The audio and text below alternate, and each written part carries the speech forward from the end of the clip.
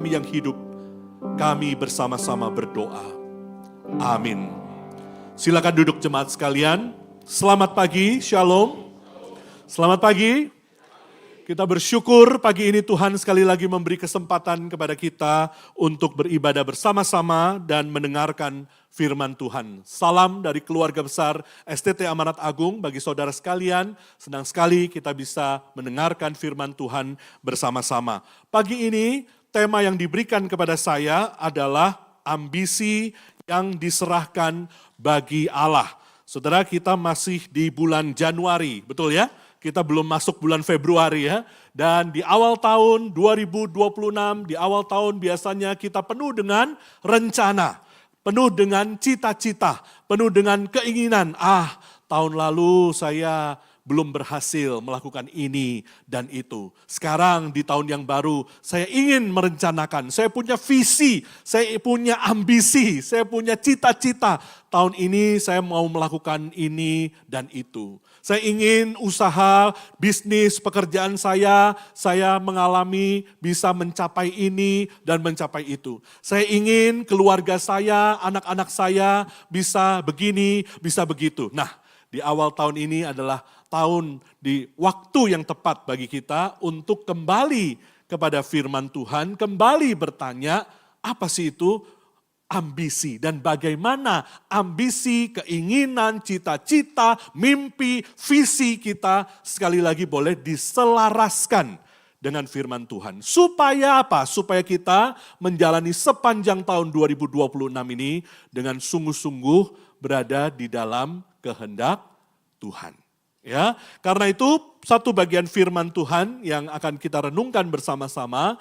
Hari ini saya ambil dari Filipi pasal 3 ayat ke-7 hingga ayat yang ke-14. Saya akan membacakan bagian ini bagi jemaat sekalian. Demikian firman Tuhan bagi kita. Filipi pasal ketiga ayat yang ke-7. Tetapi apa yang dahulu merupakan keuntungan bagiku, sekarang kuanggap kerugian karena Kristus. Malahan segala sesuatu kuanggap rugi karena pengenalan akan Kristus Yesus Tuhanku lebih mulia daripada semuanya. Karena dialah aku telah melepaskan semuanya itu dan menganggapnya sampah, supaya aku memperoleh Kristus dan berada dalam Dia, bukan dengan kebenaranku sendiri karena menaati hukum Taurat, melainkan dengan kebenaran karena iman kepada Kristus, yaitu kebenaran yang Allah anugerahkan berdasarkan iman. Ayat 10, yang ku kehendaki ialah mengenal Dia dan kuasa kebangkitannya, serta persekutuan dalam penderitaannya, di mana aku menjadi serupa dengan Dia dalam kematiannya, supaya aku akhirnya beroleh kebangkitan dari antara orang mati. Ayat 12. Bukan seolah-olah aku telah memperoleh hal ini atau telah sempurna, melainkan aku mengejarnya kalau aku dapat juga menangkapnya, karena aku pun telah ditangkap oleh Kristus Yesus. Saudara-saudara, aku sendiri tidak menganggap bahwa aku telah menangkapnya, tetapi inilah yang kulakukan. Aku melupakan apa yang telah di belakangku dan mengarahkan diri kepada apa yang di hadapanku dan berlari-lari kepada tujuan untuk memperoleh hadiah, yaitu panggilan surgawi dari Allah dalam Kristus Yesus. Demikian firman Tuhan bagi kita pada pagi hari ini. Saudara, kalau kita bicara tentang ambisi, ya, apa itu ambisi? Saudara, di Kamus Besar Bahasa Indonesia, ambisi itu didefinisikan seperti ini. Keinginan, hasrat, nafsu yang besar untuk menjadi atau memperoleh atau mencapai sesuatu seperti pangkat, kedudukan, atau keinginan yang besar untuk melakukan sesuatu. Nah, misalnya di situ diberi contoh, ia mempunyai ambisi untuk menjadi duta besar. Atau contoh yang lain, pengabdiannya penuh dedikasi tanpa ambisi pribadi. Nah ini definisi kamus saudara sekalian ya. Jadi ambisi itu adalah keinginan yang besar, keinginan yang kuat. Saya ingin mencapai sesuatu, saya ingin memperoleh sesuatu, saya ingin melakukan sesuatu. Nah saudara, dunia ini dipenuhi dengan orang-orang yang punya ambisi. Dunia ini dipenuhi dengan orang-orang yang punya keinginan yang kuat, punya visi yang kuat, dan dia ingin mencapai visi itu. Saudara, pertanyaannya bagi kita hari ini adalah bagaimana dengan kita sebagai orang Kristen? Kadang-kadang kalau kita mendengar kata ambisi, seolah-olah ini adalah kata yang negatif, bukan? Masa orang Kristen punya ambisi? Masa orang Kristen berambisi? Ambisius gitu ya. Orang Kristen kan seharusnya taat kepada Tuhan, menerima semua yang diberikan oleh Tuhan. Tidak perlu menjadi orang Kristen yang berambisi, berkeinginan, punya hasrat yang besar untuk memperoleh sesuatu. Bagaimana saudara sekalian? Di satu sisi ada ayat-ayat di dalam Alkitab, misalnya di sini saya sebutkan 2 contoh, Galatia 5 misalnya. Ayat-ayat seperti ini seolah-olah melihat ambisi itu sebagai sesuatu yang negatif. Dikatakan di dalam Galatia 5, perbuatan daging telah nyata, yaitu apa? Percabulan, kecemaran, hawa nafsu, dan seterusnya. Kemudian di situ disebutkan kepentingan diri sendiri. Kalau saudara melihat di dalam Alkitab bahasa Inggris, ini disebut selfish ambition. Ambisi yang selfish. Ambisi yang egois, yang merupakan bagian dari perbuatan daging menurut Paulus di dalam Galatia pasal 5. Atau misalnya di dalam Filipi pasal kedua, Paulus itu mengatakan, hendaklah kamu sehati sepikir, dalam satu kasih, satu jiwa, satu tujuan, tanpa mencari apa? Kepentingan sendiri. Nah ini sama. Di dalam bahasa Inggris, ini adalah kata selfish ambition. Saudara, ambisi yang selfish, ambisi yang egois itu adalah ambisi yang kemudian merusak persekutuan. Membuat satu sama lain bisa konflik. Membuat gereja, membuat persekutuan, membuat tempat keluarga, membuat tempat kerja apapun bisa menjadi buruk karena adanya ambisi. Karena itu Alkitab mengatakan hati-hati. Jangan sampai kita itu punya selfish ambition seperti ini. Nah ini bagian dari Alkitab. Tetapi di sisi lain saudara sekalian, bagian Alkitab yang lain justru mengatakan seolah-olah sebaliknya. Nah ini tadi Galatia dan Filipi ini dikatakan oleh Paulus, Rasul Paulus. Tetapi Rasul Paulus yang sama juga mengatakan di dalam 1 Timotius misalnya. Ya, dia mengatakan begini, 1 Timotius 3 ayat 1. Mereka yang mau menghendaki jabatan pengawas jemaat, atau dalam bahasa Inggris, menghendaki ingin menjadi overseer, itu menginginkan tugas yang mulia, kata Paulus. Desiring a noble task. Jadi dalam bahasa kita hari ini kira-kira, kalau ada orang mau jadi majelis, itu bagus. Gitu ya. Wah, kita kan orang Asia, apalagi kita ini kan kadang-kadang sungkan ya. Nanti kalau menunjukkan keinginan kita, dikira terlalu pengen jabatan, pengen kedudukan ya. Bagaimana kalau suatu hari kita datang kepada Muse, lalu kita mengatakan kepada Muse, Martin, Muse, saya ingin jadi majelis. Wah, rasanya kok terlalu ambisi begitu ya. Tetapi dikatakan di dalam 1 Timotius 3 ini, mereka yang menginginkan, menghendaki jabatan pengawas jemaat, itu menginginkan tugas yang mulia. Jadi seolah-olah di dalam ayat ini ambisi itu boleh, tidak salah. Nah nanti saudara kalau baca 1 Timotius 3 itu dilanjutkan dengan karakter-karakter yang harus ada di dalam diri seorang overseer, di dalam diri seorang penilik jemaat. Dia harus punya karakter-karakter yang baik. Artinya ambisi itu tidak apa-apa, tapi ambisi harus diikuti dengan karakter-karakter yang baik. Nah misalnya tadi kita juga baca Filipi pasal 3, bukan kepada orang lain, bahkan ketika dia bicara tentang dirinya sendiri Paulus, ya kan? Paulus mengatakan, aku mengejar, aku mengarahkan diri kepada yang di hadapanku, aku berlari-lari kepada tujuan. Ini kalimat orang yang punya ambisi atau orang yang tidak punya ambisi kira-kira saudara sekalian. Paulus punya ambisi. Paulus bukan orang yang tidak punya ambisi. Jadi bagaimana kita memahami ayat-ayat ini?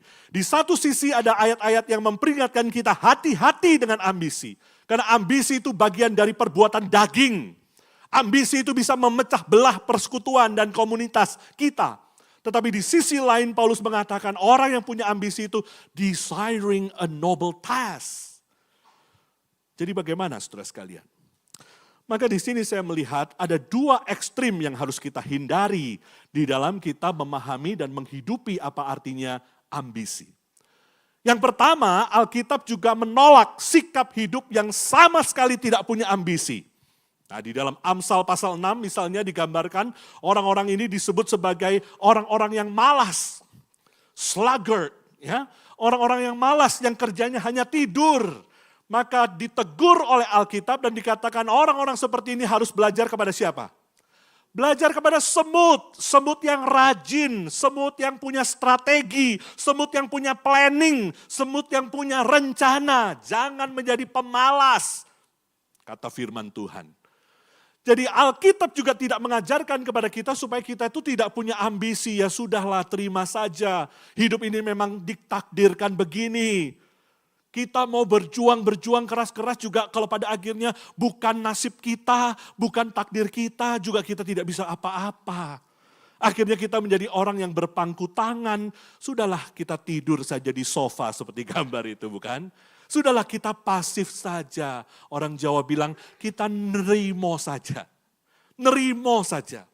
Ya, sekarang ini saudara sekalian banyak anak-anak muda dipengaruhi oleh filsafat stoik. Stoiksisme. Saudara ke Gramedia, itu buku-buku stoiksisme banyak sekali. Saudara, tidak semua stoiksisme itu sesuai dengan firman Tuhan. Karena ajaran stoik mengatakan, sudahlah, kui sera-sera, ya hidup ini ya begini. Kalau memang sudah ditakdirkan, kita mau berjuang, ya percuma. Nanti juga kita nggak akan berhasil. Jadi nggak usah pengen terlalu besar. Nanti kalau kamu pengen terlalu besar, nanti kamu kecewa. Kira-kira begitu ya. Jadi pasrah saja, hidup memang begini. Nah saudara sekalian, tidak punya ambisi. Ini juga satu ekstrim yang keliru. Ya, orang yang malas, orang yang tidak bertanggung jawab. Tuhan sudah memberikan begitu banyak talenta, Tuhan sudah memberikan begitu banyak resources, tapi orang itu tidak mau menjadi penata layan yang baik. Tidak bertanggung jawab dengan anugerah dan kasih setia Tuhan yang sudah dinyatakan kepada dia. Ini keliru. Tetapi kita juga tidak boleh ke ekstrim yang satunya lagi, yaitu apa? Yang tadi dikatakan ambisi yang egois. Orang yang mati-matian mengejar hasrat dan nafsunya untuk mencapai sesuatu, sampai-sampai dia mengorbankan segala sesuatu yang lain. Dia mengorbankan orang-orang sekantornya, dia mengorbankan orang-orang sepersekutuannya, dia mengorbankan istri dan anaknya sendiri, untuk mencapai apa yang dia mau capai. Kalau saudara lihat di gambar itu, orang itu rela memakai punggung dari temannya untuk menginjak temannya supaya dia apa? Supaya dia bisa makin naik, makin naik, makin naik. Bagi dia tidak peduli dengan persahabatan, dia tidak peduli dengan orang lain. Orang lain itu hanyalah alat bagi dia untuk mencapai ambisi pribadinya.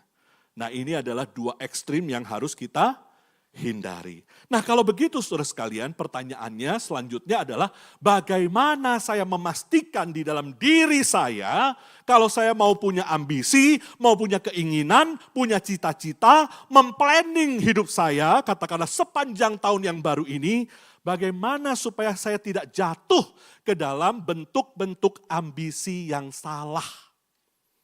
Bagaimana saya memastikan bahwa ambisi yang saya miliki ini adalah ambisi yang benar, yang sesuai dengan firman Tuhan. Maka hari ini saya ajak kita untuk memeriksa diri kita masing-masing. Saya akan mengajukan 4 pertanyaan diagnostik. Ya, ini seperti kita itu mendiagnosa. Ya. Jadi pertanyaan-pertanyaan reflektif yang saudara bisa tanyakan kepada dirimu sendiri. Apakah selama ini aku punya ambisi? Kalau aku punya ambisi, punya keinginan, apakah ambisiku itu ambisi yang benar? Nah, pelan-pelan kita step by step. Yang pertama, saudara sekalian, mari kita cek motivasi hati kita dulu. Ini yang pertama. Apakah ambisiku berpusat kepada kepentinganku, kehendakku, kemuliaan diriku, atau berpusat kepada kepentingan, kehendak, dan kemuliaan Allah. Nah, ini yang pertama. Ya, jadi jangan melihat orang lain dulu, melihat diri sendiri dulu. Mari kita memeriksa hati kita masing-masing. Saya tahun 2026 ini pengen apa ya? Saya pengen ini, pengen punya ini, pengen punya ini, pengen pergi ke situ, pengen liburan ke sana gitu ya. Saya pengen ini, pengen ini. Saudara coba tanya, semua ambisi keinginan kita itu baik yang jangka pendek, jangka menengah, jangka panjang, itu untuk dirimu atau untuk Tuhan? Itu untuk kepentingan diri kita atau kepentingan Tuhan? Itu kehendak dan maunya kita sendiri atau kemauan Tuhan? Ini yang pertama. Saudara, kalau itu kemuliaan buat diri, kalau semua ambisi itu hanya untuk mencari pengakuan, penerimaan, makna, rasa berharga bagi diri kita sendiri, maka itu adalah ambisi yang selfish, ambisi yang egois. Orang yang punya ambisi yang salah, orang yang punya ambisi yang egois, pasti dia tidak mencari kehendak Tuhan. Pasti dia tidak akan suka berdoa, memohon petunjuk dari Tuhan, memohon Tuhan menolong dia, memberi dia kekuatan. Karena yang ada di dalam pikirannya adalah rencana-rencana dia sendiri. Sebaliknya saudara sekalian, kalau orang mau menyelaraskan ambisinya dengan kehendak Tuhan, pasti orang itu akan ingin mencari suara Tuhan, ingin mencari kehendak Tuhan. Dia akan baca Alkitab. Dia akan banyak bersekutu dengan sesama orang beriman. Dia akan beribadah karena dia pengen tahu apa kehendak Tuhan di dalam hidupnya. Dia pasti akan berdoa, dia akan berlutut. Kenapa? Dia takut salah, dia ingin mencari kehendak Tuhan dan dia ingin mencari kekuatan dari Tuhan. Orang-orang seperti ini pasti adalah orang-orang yang mau mendengarkan suara Tuhan dan berdoa memohon kekuatan dari Tuhan. Tapi kalau orang itu punya ambisi yang egois, Tuhan hanya dijadikan sebagai alat untuk meng-ACC apa yang dia rencanakan sendiri. Tuhan, saya punya rencana ini. Maka dia datang mungkin di dalam doa. Tapi doanya bukan meminta hikmat Tuhan. Doanya bukan meminta pimpinan dan penyertaan Tuhan. Doanya untuk minta apa? Untuk minta ACC. Untuk minta Tuhan menstempel apa yang menjadi rencana dia sendiri. Nah, ini yang pertama, saudara sekalian. Saudara mungkin pernah dengar ya, seorang komposer Johann Sebastian Bach, seorang komposer terkenal dari zaman barok, menulis begitu banyak karya-karya yang luar biasa. Saudara mungkin pernah dengar cerita ini. Dia setiap kali selesai menulis musik-musiknya, dia akhiri dengan apa? Dia tulis Soli Deo Gloria. SDG. Kira-kira begitu ya. Soli Deo Gloria. Artinya apa? Segala kemuliaan hanya bagi Allah. Segala kemuliaan hanya bagi Tuhan. Dia menulis bisa berhari-hari, mungkin berbulan-bulan. Musik yang begitu kompleks, musik yang begitu indah. Tetapi pada akhirnya dia persembahkan itu bukan untuk kemuliaan dirinya. Tapi dia persembahkan untuk kemuliaan Tuhan. SDG, Soli Deo Gloria. Kalau kita bagaimana saudara sekalian? Kita kerja. Akhirnya kita tulis apa? Seringkali kita SEG, Soli Ego Gloria. Kemuliaan hanya bagi diri, gitu ya. Bukan Soli Deo Gloria, tetapi Soli Ego Gloria. Diri saya yang mendapatkan applause, diri saya yang mendapatkan tepuk tangan, diri saya yang mendapatkan puja-puji manusia, diri saya yang mendapatkan pengakuan, tepuk tangan dari banyak orang. Nah, saudara, mari kita cek hati kita masing-masing. Saudara mau punya keinginan? Boleh. Saudara punya rencana? Boleh. Saudara punya cita-cita? Boleh. Tapi mari tanya yang pertama, motivasinya Soli Deo Gloria atau Soli Ego Gloria? Pertama. Kedua, caranya. Ya, ini pertanyaan diagnostik kedua. Apakah ambisiku dicapai dengan menghalalkan segala cara, win at all cost, atau dengan cara-cara yang baik, yang benar, dan berintegritas. Orang yang punya ambisi yang egois, ambisi yang salah, pasti dia tidak segan-segan untuk mencari apapun caranya, menghalalkan segala cara untuk mencapai apa yang dia mau capai. Ya, saudara, di situ saya tampilkan gambar dari seorang atlet balap sepeda dari Amerika yang namanya Lance Armstrong.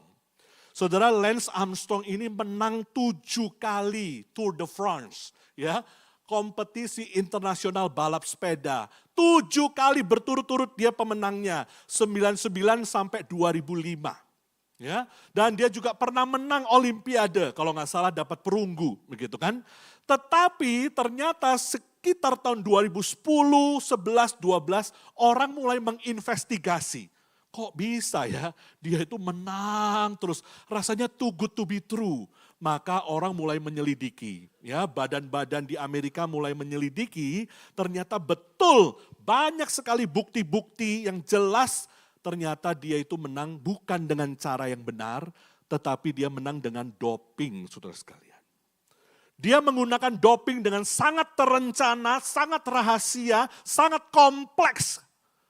Ada suntik hormon, ada transfusi sel darah merah, ada memasukkan zat-zat di dalam tubuhnya untuk membuat dia kuat, staminanya bisa endure dengan panjang, sehingga dia itu menang terus, menang sampai 7 kali, saudara sekalian.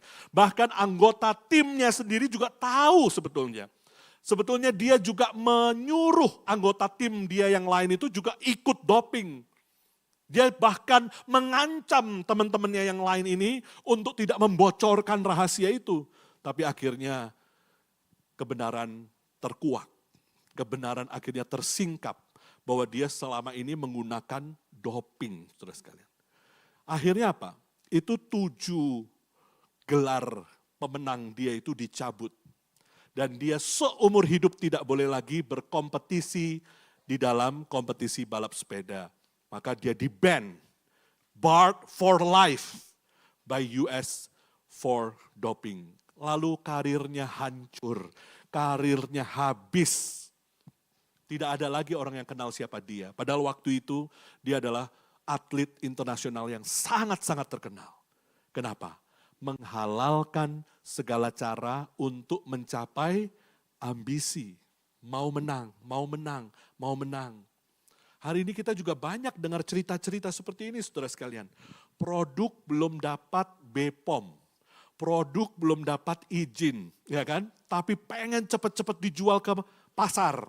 Karena pengen cepat-cepat cuan, pengen cepat-cepat mendapatkan keuntungan. Akhirnya menyuap sana, suap sini supaya produk bisa dapat approval. Kemudian dipasarkan. Setelah dipasarkan ternyata produk itu produk yang jelek. Akhirnya banyak komplain-komplain dari masyarakat. Baru ketahuan produknya tidak lulus proses yang benar. Kenapa? Ingin menghalalkan segala cara untuk mencapai ambisi. Ini yang kedua. Mari kita lihat, mari kita periksa diri kita. Ketika saya punya keinginan, apakah keinginan saya itu justru menghalalkan segala cara. Yang ketiga, saudara sekalian, ambisi yang tidak benar pasti merusak persekutuan. Pasti merusak komunitas. Pasti merusak relasi kita dengan orang lain. Maka mari kita tanya dampaknya bagi orang lain. Kalau saya mengejar ambisi saya ini, apakah ambisi saya itu justru merusak atau membangun relasi kita dengan orang lain? Memecah belah atau mempersatukan komunitas? Menghanguskan atau menghangatkan persekutuan? Kita sebagai laki-laki, sebagai kepala keluarga, kita berusaha, kita bisnismen, kita pengen usaha kita sukses. Kita melakukan apa saja untuk mencapai ambisi kita, tapi akibatnya apa? Keluarga kita berantakan, rumah tangga kita hancur, relasi kita dengan istri tidak baik, relasi dengan anak apalagi. Nah, itu tandanya ambisi kita sudah bukan ambisi yang sehat. Keluarga kita menjadi korban. Ya, Ini bisa terjadi kepada siapa saja, termasuk hamba-hamba Tuhan. Ambisi pelayanan, tapi keluarganya hancur berantakan. Nah, maka bagaimana akibatnya? Kita punya ambisi di dalam gereja. Saya jadi majelis, saya jadi pengurus. Lalu saya memaksakan kehendak saya. Akhirnya konflik, akhirnya gereja pecah. Karena apa? Karena ambisi yang salah. Ambisi yang benar, kalau kita sungguh-sungguh mengejar ambisi itu, pasti itu bukan memecah belah komunitas. Pasti itu mempersatukan dan ada kerendahan hati di situ. Ini yang ketiga. Terakhir, keempat, bagaimana dampaknya bagi diri sendiri. Ini terkait juga dengan poin-poin sebelumnya. Kalau kita punya ambisi yang benar, saudara sekalian, pasti ambisi itu menumbuhkan karakter-karakter yang baik. Saudara punya target, di akhir tahun Desember 2026 saya ingin apa misalnya. Kalau itu menumbuhkan karakter-karakter yang baik, saudara jadi makin rajin, saudara jadi makin berdoa kepada Tuhan, mohon pertolongan Tuhan, saudara jadi rajin membaca Alkitab karena saudara ingin tahu apa kata Tuhan, saudara menjadi orang yang makin rendah hati, mau belajar, mau bergaul dengan orang lain, mau mendapatkan pelajaran dari orang lain, nah itu bagus. Artinya ambisi itu memunculkan karakter-karakter yang baik. Tetapi kalau ambisi itu justru memunculkan karakter-karakter yang buruk, saudara jadi makin sombong, tidak mau dengar orang lain, merasa dirimu paling benar, merasa bahwa ambisimu itulah yang paling benar, tidak lagi mau dengar istri, tidak lagi mau dengar suami, tidak lagi mau dengar rekan-rekanmu di kantor, pokoknya saya maunya begini. Nah itu tanda-tanda saudara sekalian. Ya, karakter kita justru menunjukkan karakter yang buruk. Jadi apa 4? Pertama periksa apa? Motivasi hati kita. Kedua periksa apa? Caranya menghalalkan segala cara atau enggak. Atau cara yang benar. Ketiga, bagaimana efeknya, dampaknya untuk relasi dengan orang lain. Dan terakhir, apakah itu memunculkan karakter-karakter yang baik. Nah, saudara, kita belajar dari Paulus. Tadi kita sudah baca bagian Alkitab di awal, ya, di Filipi pasal 3, itu diceritakan Paulus menceritakan dirinya dari kehidupannya yang lama menjadi kehidupannya yang baru. Saudara, Paulus ini adalah orang yang bisa dikatakan orang yang punya ambisi. Kalau tidak dikatakan orang yang ambisius. Sebelum dia percaya kepada Tuhan, sebelum dia berjumpa dengan Tuhan, ambisinya apa? Ambisinya adalah ngejar-ngejarin orang Kristen, membunuh orang Kristen. Nah itu diceritakan di dalam Kisah Para Rasul pasal ke-9. Ya, dan dikatakan di dalam bagian ini, ayat ke-6, tentang kegiatan, zeal, ya, aku penganiaya jemaat. Dan tentang kebenaran dalam menaati hukum Taurat, aku tidak bercacat. Itu ambisi dia. Dia mau menjadi orang Yahudi bukan sekedar orang Yahudi setengah-setengah. Dia mau menjadi orang Yahudi yang betul-betul Yahudi tulen. Betul-betul Yahudi yang menjalankan apa yang harus dijalankan. Maka dia menjalankan hukum Taurat dengan sangat sempurna. Dan dia merasa dia berjuang dengan apa? Dengan menangkapi orang-orang Kristen itu. Orang-orang pada abad pertama, murid-murid Kristus. Dia tangkap, dia bunuh dan seterusnya. Itu ambisi dia, saudara sekalian. Dikatakan sementara itu hati Paulus masih berkobar-kobar untuk mengancam dan membunuh murid-murid Tuhan. Itu ambisi dia. Ambisi yang salah. Ambisi yang egois. Ambisi untuk menghabisi orang-orang Kristen. Di dalam terjemahan NIV, still breathing out. Jadi nafasnya itu adalah nafas ambisi untuk menghabisi orang Kristen. Tetapi kemudian dia berjumpa dengan Kristus. Kita tahu ceritanya ya. Di dalam Kisah Para Rasul 9, di tengah-tengah perjalanan dia menuju Damsyik, menuju Damaskus. Dia kemudian berjumpa dengan Kristus secara pribadi. Dia terjatuh dari kudanya, lalu Tuhan menjumpai dia di situ. Saulus, Saulus, mengapa engkau menganiaya aku? Nah perjumpaan inilah yang kemudian di dalam hidupnya membuat dia merevaluasi apa yang dulu dia miliki dan apa yang dulu dia lakukan.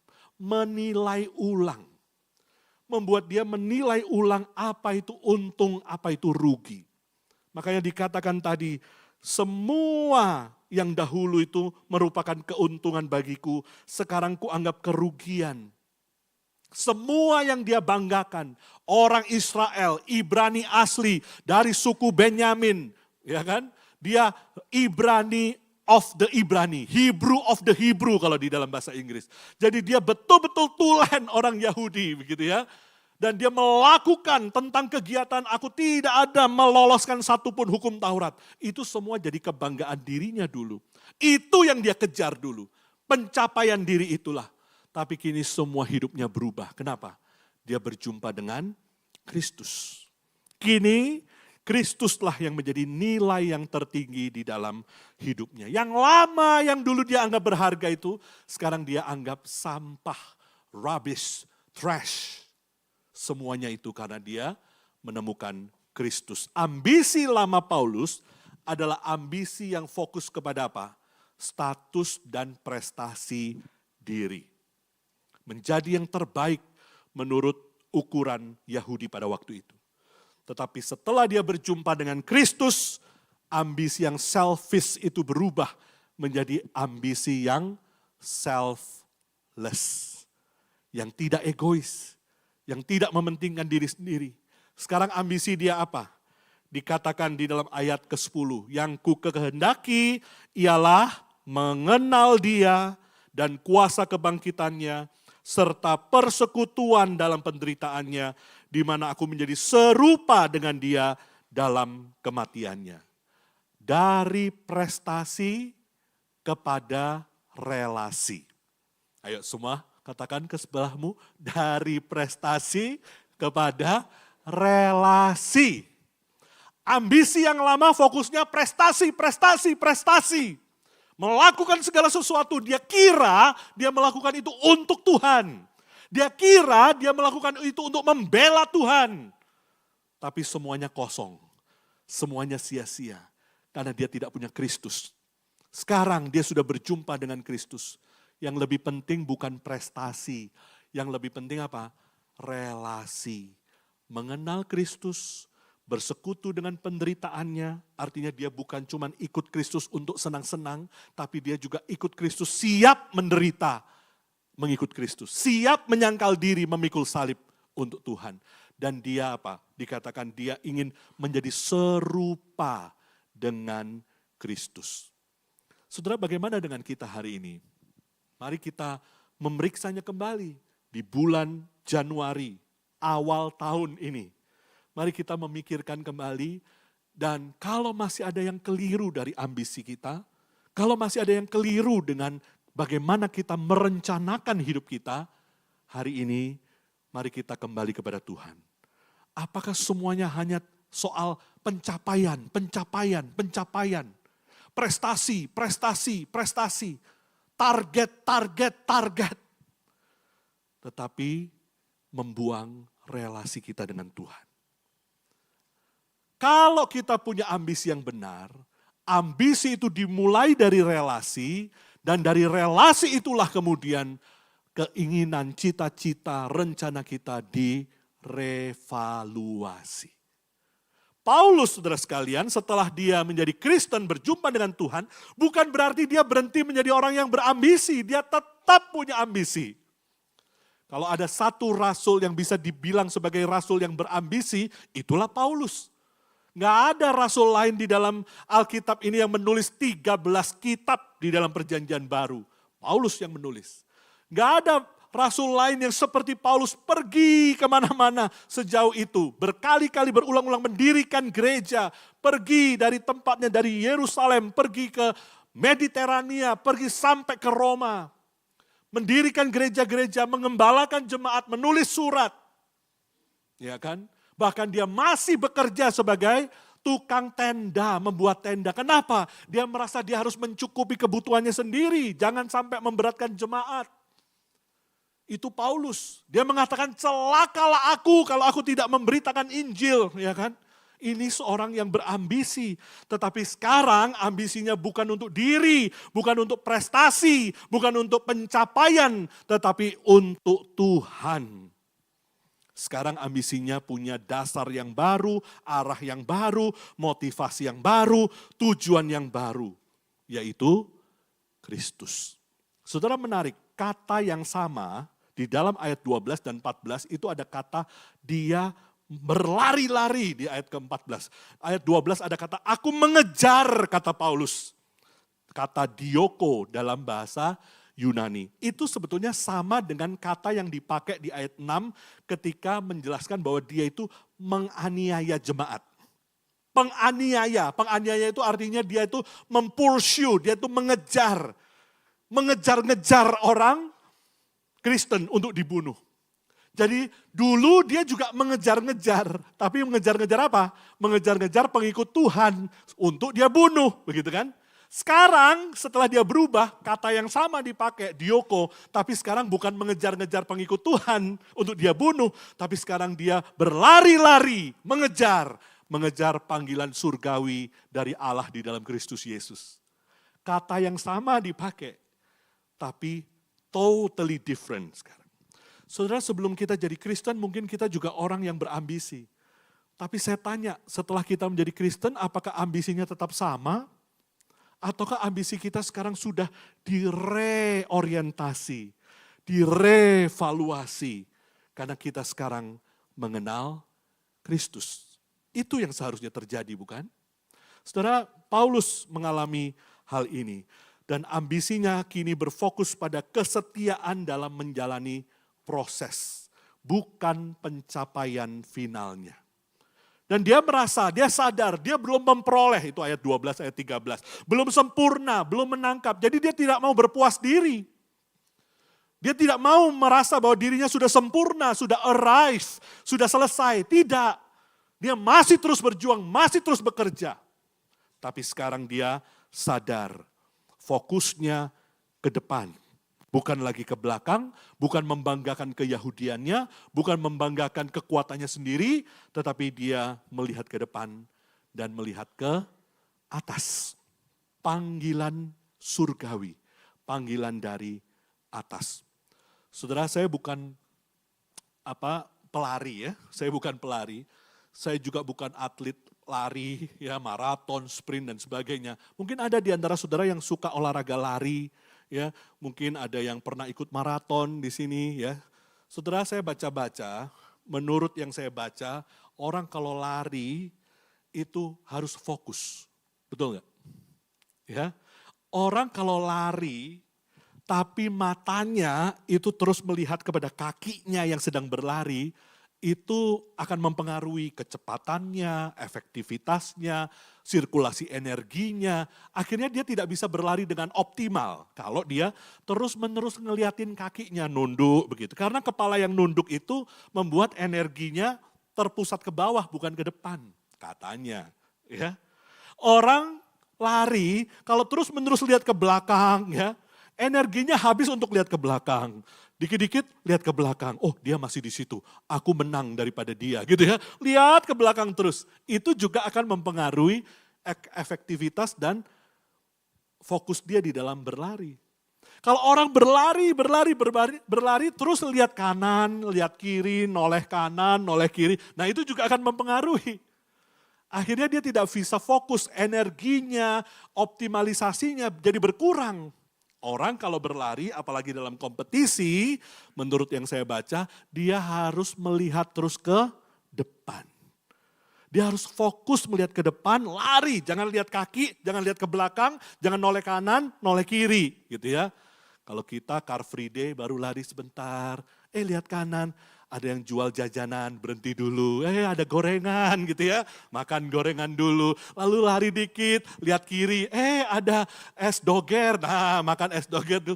Nggak selesai-selesai saudara sekalian. Nah namanya juga lari santai Pak, Car Free Day gitu ya. Nah tapi orang berkompetisi harus lihat ke depan. Ketika Paulus mengatakan di dalam bagian ini, aku mengejar, aku berlari-lari kepada tujuan. Gambaran yang dipakai adalah seorang atlet yang sedang berlari menuju satu tujuan. Harus fokus. Tetapi sekarang apa yang berbeda? Dia tidak lagi berfokus kepada pencapaian, dia tidak lagi berfokus pada kekuatan dirinya sendiri, tapi sekarang dia berfokus kepada diri Allah dan anugerah Allah yang akan menguatkan dia berlari, berlari, berlari sampai titik finish. Selesai. Setelah hari ini kita berlari, kita mengejar sesuatu, kita mau menggenapkan kehendak Tuhan di dalam hidup kita. Mari kita terus berlari, fokus, melihat ke depan. Tapi jangan lupa, kekuatan itu bukan dari kita, tapi kekuatan dari Tuhan. Makanya Paulus bisa mengatakan di dalam Galatia 2 ayat 20, satu kalimat yang sangat penting. Mari kita baca ayat ini sama-sama.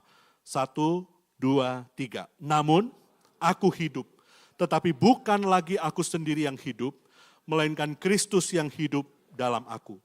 Hidup yang sekarang aku hidupi secara jasmani adalah hidup oleh iman dalam anak Allah yang telah mengasihi aku dan menyerahkan dirinya untuk aku. Saudara, kalimat ini tidak akan bisa dikatakan oleh Paulus sebelum dia mengalami Kristus dan berjumpa dengan Kristus. Tetapi sesudah dia berjumpa dengan Kristus, aku hidup. Tetapi bukan lagi aku sendiri yang hidup, melainkan Kristus yang hidup di dalam aku. Kalau saudara, kalau kita parafrase ayat ini, aku hidup dan memiliki ambisi. Tetapi bukan ambisiku sendiri yang hidup. Tetapi ambisi dari Kristuslah itu yang harus hidup di dalam aku. Dan satu ayat lagi, mari kita baca. 1, 2, 3. Namun, karena anugerah Allah, aku adalah sebagaimana aku ada sekarang, dan anugerah yang diberikannya kepadaku tidak sia-sia. Aku telah bekerja lebih keras daripada mereka semua, tetapi bukan aku, melainkan anugerah Allah yang menyertai aku. Tetap kita harus kerja keras, tetap kita harus berlari-lari kepada tujuan. Tetap kita tidak boleh menjadi orang Kristen yang pasif, hanya duduk berpangku tangan, tidak melakukan apa-apa.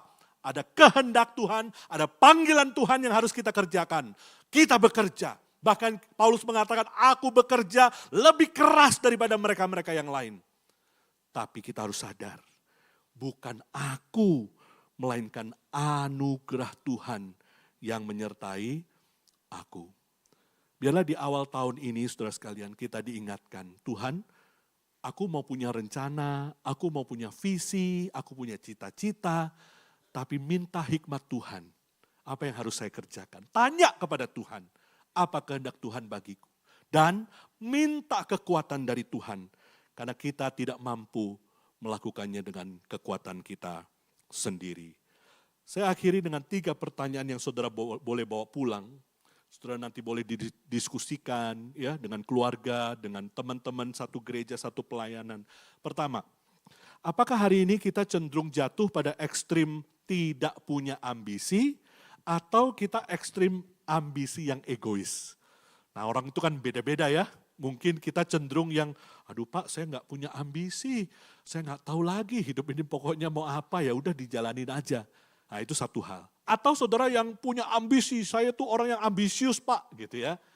Yang mana? Kedua, dalam hal apa ambisi kita perlu direorientasi dan direvaluasi sehingga kita bisa mengenapkan panggilan dan kehendak Tuhan dalam hidup kita. Apakah motivasinya yang harus diperbaiki? Apakah caranya yang harus diperbaiki?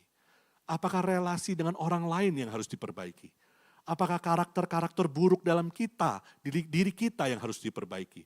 Supaya kita bisa mengerjakan panggilan dan kehendak Allah. Dan yang ketiga, maukah kita menyerahkan ambisi, rencana, cita-cita, keinginan kita kepada Kristus. Dan menjadikannya pusat soli Christi Gloria. Kemuliaan hanya kepada Kristus yang adalah Allah. Maukah kita menjadikannya sumber kekuatan, bukan kekuatan kita sendiri. Dan maukah kita menjadikannya arah, direction dari seluruh ambisi hidup kita. Saya berdoa kiranya setiap jemaat di GKY Gading Serpong ini, di awal tahun ini, boleh kita memulai tahun ini dengan kekuatan dari Tuhan, hikmat dari Tuhan, dan penyertaan dari Tuhan. Tuhan memberkati setiap rencana-rencana yang saudara buat di hadapannya. Amin. Saya undang kita sama-sama, kita boleh menyanyikan satu lagu menutup khotbah kita pada hari ini. I surrender all. Kita nyanyikan lagu ini 2 kali. Untuk kali yang kedua saya undang kita bangkit berdiri. Mari kita jadikan lagu ini sebagai doa kita di hadapan Tuhan. Aku berserah. All to Jesus I surrender. All to Him I freely give. I will ever love and trust Him. In His presence daily live. Katakan, I surrender all. I surrender all to Thee, my blessed Savior. To Thee, my blessed Savior, I surrender all. Mari kita berdiri, kita nyanyikan sekali lagi lagu ini menjadi doa kita kepada Tuhan. All to Jesus I surrender. All to Him I freely give. I will ever love and trust Him. In His presence daily live. I surrender all. I surrender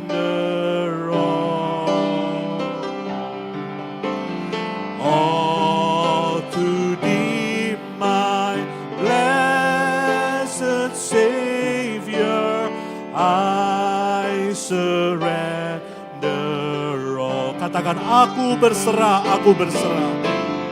Aku berserah. Aku berserah pada Yesus Juru Selamat. Pada Yesus Juru Selamat, aku berserah. Tuhan, sekali lagi kami mau menyerahkan hidup kami, ambisi kami, cita-cita kami, keinginan kami, mimpi kami ke dalam tangan-Mu ya Tuhan. Engkau adalah pemilik hidup kami. Dan ampuni kalau selama ini kami mau menjadi Tuhan atas hidup kami sendiri. Pagi ini kami kembali kepada Tuhan.